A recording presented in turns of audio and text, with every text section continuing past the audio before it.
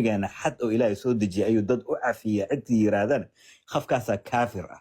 الحمد لله رب العالمين والصلاة والسلام على المبعوث رحمة للعالمين وعلى آله وصحبه أجمعين أما بعد. walaalkiina cumar oo idinle dhammaantiinii soo dhawaada. xalaqadan waxay daba socotaa xalaqada lasoo dhaafayey aan kaga jawaabaynay shubahaadkii kishkii ku furay xadka riddada. kishkii wuxuu diidan yahay xukunka murtadka ayuu diidan yahay. xukunka murtadkana waa masala oo ijmaac weeyaan, wax khilaaf oo ka taagan yahay ma aha.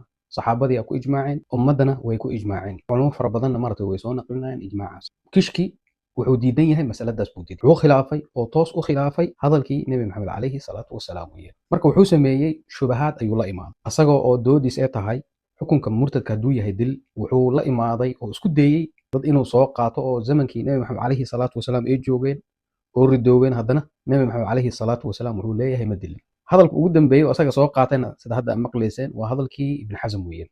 ibn xasm hadalkiisu soo qaatay. marka anaga waxaa sameynay waa maxay? ibn xasm hadalkiisii ayaa u laabanay, kitaabkii kala furnay, waxaan aragnay ibn xasm hadalkiisii in oo hadalkaasi qabsanayo kishkii naftirkiisii, bimacnaa kaanama ibn xasm inuu ka hadlayo yaa waaye kishkii. laanna kishkii wuxuu leeyahay qofka oo diintii ka baxay oo xukunkiisii ahaa dil oo ahaa, haddana nebi maxamed calayhi salaatu wasalaam ayaa ka tagay. marka masaladaas buu ka hadlayey. wuxuu sheegay ibn xasm qofkii sidaas u yiraahdo qofkaas wuxuu u nisbeeyey nebi maxamed calayhi salaatu wasalaam baatil buu u nisbeeyey.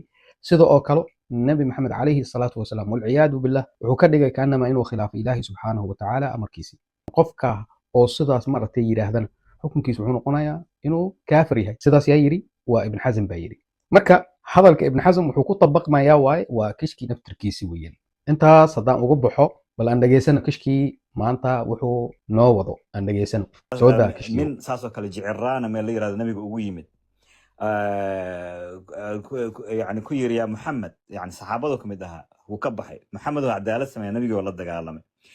nabigeena ma amrin in la dilo. waayahay sida maqlayseen kishkii wuxuu soo qaatay qisadii ninkii nebi maxamed calayhi salaatu wasalaam xilligiisii joogay oo munaafiqiinta ka mid ahaa oo ku tuhmayay nebi maxamed calayhi salaatu wasalaam cadaalad daro. qisadaasi jawaabteedu waxay noqonaysaa meel kale ma aadeene, waxaa aadeynaa ibn xasmkii oo isaga soo qaadanaya hadalkiisii, kitaabkiisii ayaa aadeynaa sida hortiina ka muuqdo hadda. qaybtan dhan ibn xasm wuxuu kaga hadlaya waa maxay? munaafiqiinta iyo sababta ee keentay marar qaar nabiga sala allahu calayhi wasalam u leen waayey. marka shubahaadka oo baabkaasi dhan waxa waaye ibn xasm ayaa horey ugu jawaabay.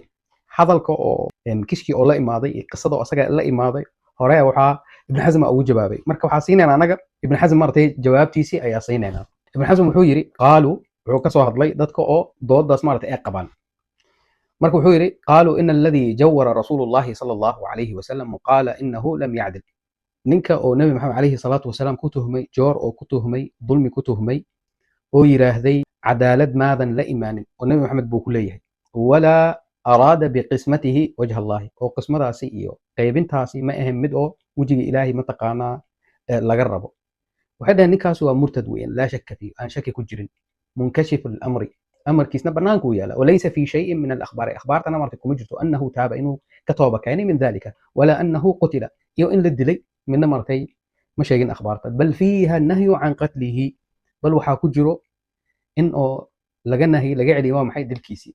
qulnaa, jawaabta oo ibn xasm waatana, qulnaa amaa haada faxaqun, middaa sheegtaan waa xaq waaye, kamaa qultum, sida idinka aa sheegtay weeyaan, laakina aljawaaba, laakiin jawaabta dhegeyso waatana jawaabta. fii haada, middaan idinka aa la imaadeen weeyaan, ana allaha tacaala lam yakun amara bacd biqatli man irtadda.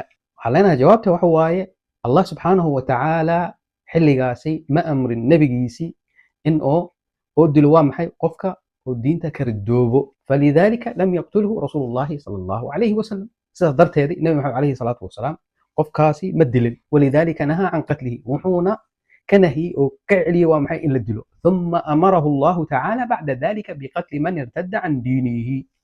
kadib ba allah subxaanahu watacaala ku amray nebigiisii in oo la dilo qofka ka ridoobo diintii ilaahay subxaanahu watacaala. fanasakha taxriimu qatlihim, arrintaasna waxay naskhisay ee bedeshay waa maxay? dilkoodii oo xaaraam ahaa. kadib ibn xasm wuxuu yiri burhaanu dalika, arrintaasi waxaa caddayn u ah maa rawaynaahu min ariiqi muslim. riwaayad buu soo qaatay, riwaayadaas ay sheegaysa waa maxay? in nebi maxamed calayhi salaatu wasalaam isagoo wax qaybinayo mid baa u imaaday, kadibna nebi maxamed calayhi salaatu wasalaam buu ku yiri ittaqila, ilaahay ka cabso maxamed. fasta'dana rajulun fii qatlihi, kadib baa mid oo ka mid ah saxaabada ayuu wuxuu idin weydiistay nabi maxamed calayhi salaatu wasalaam inuu ninkaasi dilo. waxaa la sheegay Khalid ibn Walid. shaahidka oo iyo daliilka mataqaana ibn Hazm waxa waaye waa halkan waaye meeshaan u jeedid la in adraktuhum la aqtulannahum qatla aad kuwaas haddaan gaaro buu yidhi nabi maxamed calayhi salaatu wasalaam waxaa dilaya dilkii oo reer caad. marka shaahidka iyo daliilka mataqaana waa halkan waaye macnaha xilli waxa waaye waxaa la amri doonaa nabi maxamed calayhi salaatu wasalaam qofka mataqaana murtadka in la dilo xilligaasna lama amrin weeyaan. marka daliil uu kuu soo qaatay riwaayadan weeyaan iyo riwaayadan kale weeyaan, laakiin riwaayadan waxay sheegaysaa cumar bay sheegaysaa inuu nabi maxamed calayhi salaatu wasalaam idin weydiistay inuu dilo qofkaasi.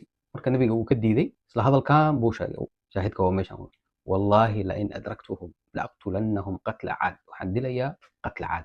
kadib ibn xasm wuxuu yidhi qaala abu maxamed waa ibn xasm weeyaan fasaxa kamaa taraa waxaa ansaxmay kamaa taraa alisnaadu athaabit isnaadkaasi sugnaaday labadan riwaayo maartay inay sugan tahay أن هذا مرتد كاسي استأذن عمر بن الخطاب وخالد بن الوليد في قتله. إن مرتد كاسي عمر بن الخطاب هي خالد بن الوليد لوضعوا ذي ويديت النبي محمد عليه الصلاة والسلام إن يدلان فلم يأذن لهما النبي محمد عليه الصلاة والسلام وما إذن لوضعوا ذي في ذلك. وأخبر عليه السلام إنه شاق النبي محمد عليه الصلاة والسلام في فوره ذلك أنه سيأتي من ضئضئه عصابة إن أدركهم قتلهم. wuxuuna sheegay nabi maxamed calayhi salaatu wasalaam in ay kasoo farxamayaan ninkaasi cisaabadaasna hadduu gaaro nabi maxamed calayhi salaatu wasalaam inuu dilaayo. kadib wuxuu sheegay ibn xasm hadalka muhiimka waa meeshan wey fasaxa indaaru nabiyi calayhi salaam biwujuubi qatli lmurtad waxaa ansaxmay nabiga sala allahu calayhi wasalam in oo ka digay waajibnimada mataqaanaa qofka murtadka in la dilo waanahu qad calima can illahi tacaala annahu sayamuruhu bidalika alwaqt. wuxuuna ogaaday nabi maxamed calayhi salaatu wasalaam in allah subxaanahu watacaala amri doono waqtigaasi. fathabata maa qulnaahu waxaa sugnaaday waxaan anaga aan sheegay min ana qatla man irtada kaana xaraaman qofka ordow in la dilo xaaraan bay ahayd walidaalika nahaa canhu sidaas liajligeedii wuu ka nahiyey nabi maxamed calayhi salaatu wasalaam walam ya'mur bihi laa licumara walaa likhaalida mana amrin nabi maxamed calayhi salaatu wasalaam oo ma u idmin khaalid iyo cumar labadood ma u idmin mujeda. haddaba kishkii shubhada oo la imaaday oo qisadaas asaga oo soo qaatay waxaan ku ogaanay nabi maxamed calayhi salaatu wasalaam sababtu ugu tagay sida ibn xasm oo sheegay xilligaasi lama amrin qofka murtadka in la dilo. gadaal damba ayaa allah subxaanahu watacaala amray nabigiisii in murtadka la dilo. marka xilligaasi lama amrin ba aslan. sidaas ayay shubhadii kishkii ku burtay. haye bal sooda maxaa kala noo haysaa kishkiyow? sheekadii israa walmicraaj xasan albasri iyo qataada waxaa laga soo wariyey dad badan inay diinta ka baxeen hal qof lama dilo. waayahay sida maqlaysaan kishki wuxuu soo qaatay qisadii alisraa walmicraaj ayuu soo qaatay wuxuuna sheegay asagoo kasoo qaadanayo xasan albasri iyo qataada xilligaasi wuxuu yidhi dad baa maaragtay ridoobay. jawaabta aan ugu jawaabayno kishki waxaa leenahay horta number one kishki halkan waxaa ku cad manhajiyada oo akhbaarta oo ku qaadanayo manhajiyo oo cilmiyeysan ma aha. wixiisi kishki wax waaye wixii hawadiisii waafaqo uu qaadanaya xataa akhbaartaas hadee tahay maraasiil hadee tahay yani oo taabici maaragtay warinayo taabicigaasi aan joogin xilligaasi wuu qaadanaya shay musallam weeye. hadda xasan albasri iyo qataada ma waxay joogeen xilligii alisraa walmicraaj may joogeen? maya.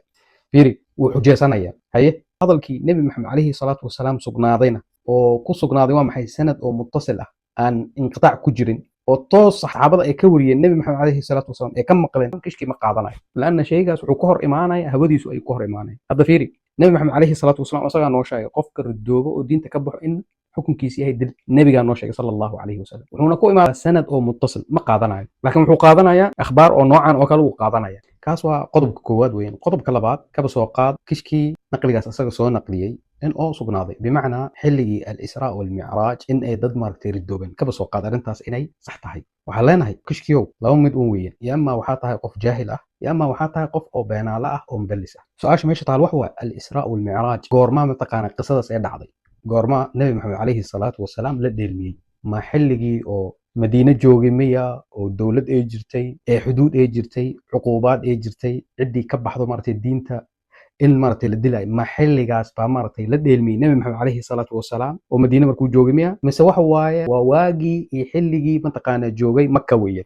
sidaan ognahay ee taariikhda maaragtay ay sheegayso ee axaadiista ay sheegayso ee siirada ay sheegayso waxa waaye waa fatrada iyo waqtigii oo joogay nabi maxamed calayhi salaatu wasalaam maka weeyaan culimmadan waxay ku tilmaamayaan al-israa wal-micraaj hijrada ka hor waaye sanad ilaa 5 sanadoodba martay culimmada ay sheegayaan marka xilligaasi dowladna ma jirin wax cuquubad la dhahaayo oo qofka ridooba in la dilo yani waqtigaasi lama amrinba aslan marka bal fiiri adi talbiiska qisadan uu soo qaatay asagoo u daliishana waa maxay oo leeyahay waa kana dadkaas way ridooben haddana lama dilin war dadkaas ay sheegayso allada way ridoobene maxaa lagu dilaya lama amrin been nabi maxamed calayhi salaatu wasalaam marka ma ujeedin inuu beenaale yahay subxaan allah wax xishooda maba ahaba aslan haye maxaa kale noo haysa bal soo daa qiblada markii uu nabigana bedelay oo laga soo bedelay baytul maqdis oo madiina loo soo bedelay ibnu taymiya xataa soo sheegay